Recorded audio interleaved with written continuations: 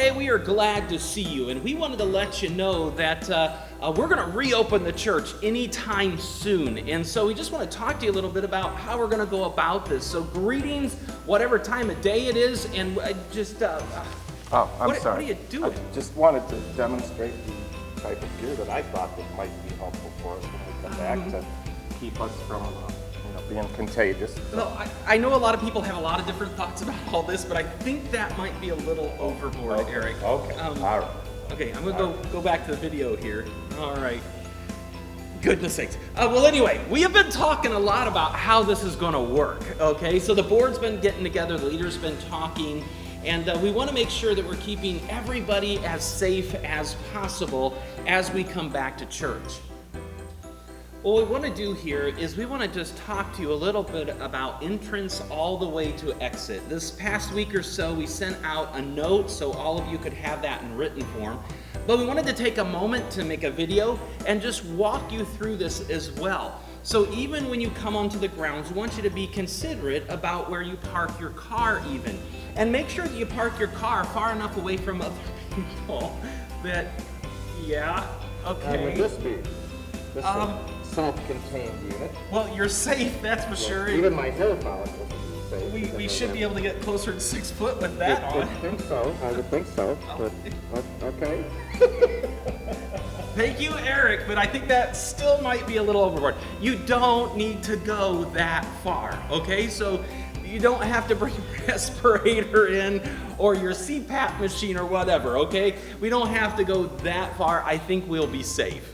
Okay, so once you park your car and you come in, we're going to have somebody stationed right at the front door. So you don't have to touch the door and they're going to open it for you, or we're going to try and leave them open so you can just walk right on in. If there is a greeter at the door, they'll open it for you and they're going to be trained to get out of the way. So they'll either hide behind the door or get a ways away from you. Once you enter the building, you're going to come into the foyer, and we've set up a couple no talking zones or no conversation zones. And the reason we want to do this, well, I guess that'll work.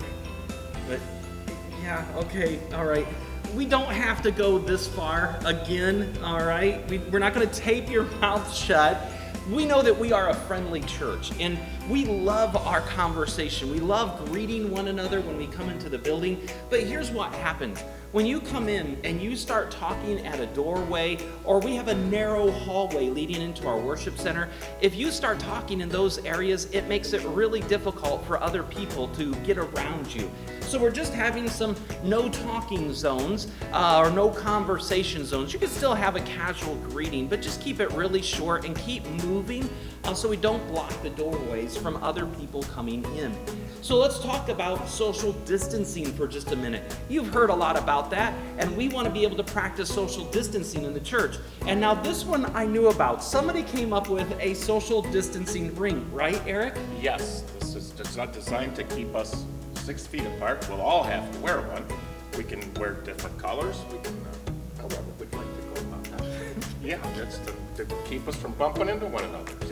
Okay, no, we're not gonna do that one either. But I did think that one was a good one. We could do the dresses with the hula hoop skirt type things that they used to wear. But no, for social distancing, all we're asking is that you really try your best to stay about 6 foot away from other people. We're finding out that that's the distance that the droplets can pass away or fall to the ground and we can be safe. So we want to just practice social distancing. That's sort of why we have the no talking zones.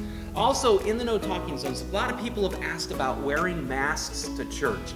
And here's what we're going to do.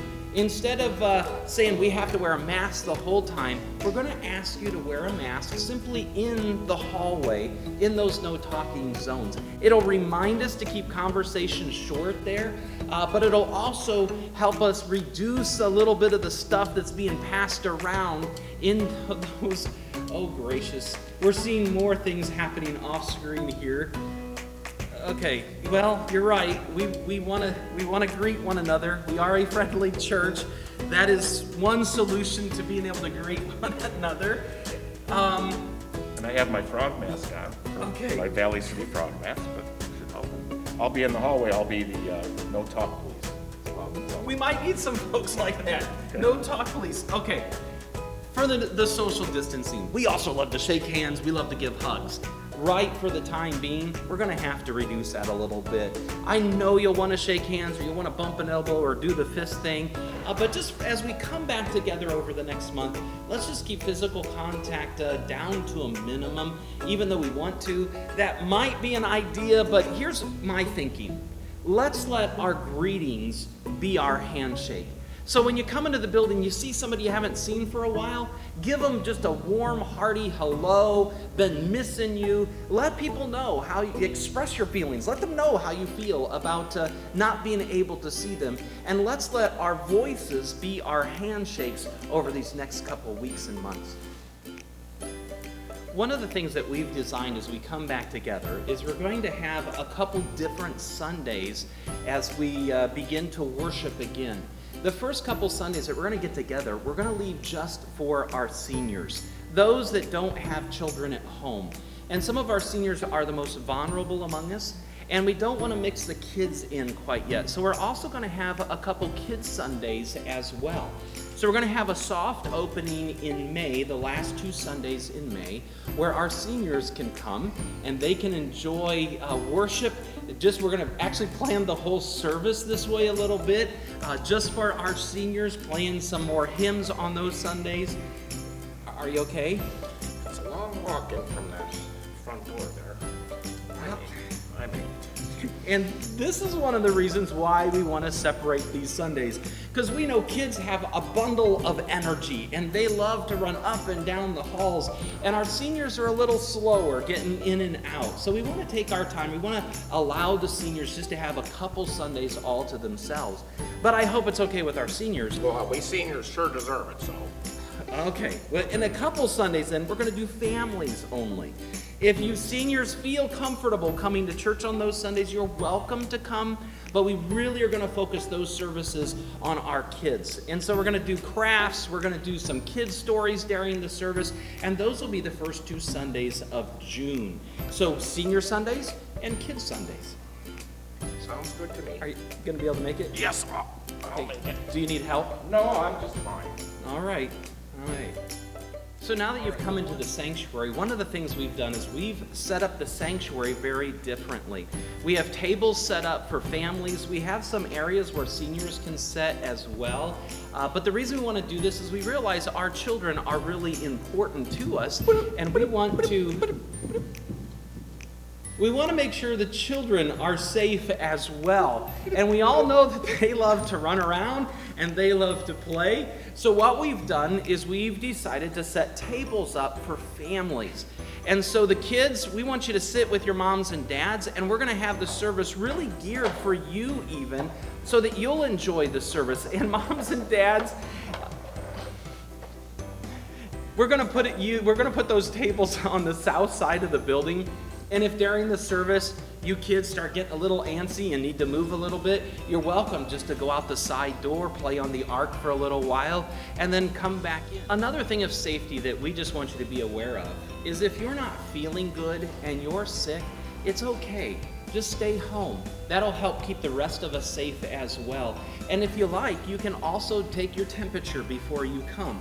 Eric will demonstrate here how to do that. It's very simple. Turn on your thermometer.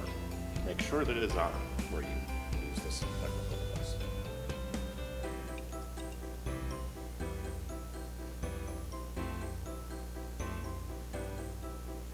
Beep, beep, beep. 98.5. All right, so you're I'm good. good. All right, look forward to seeing you in church. All right, service is over now, and we're getting ready to leave the building. Again, I want to remind you of the no talking zone so that people can easily exit and come into the building.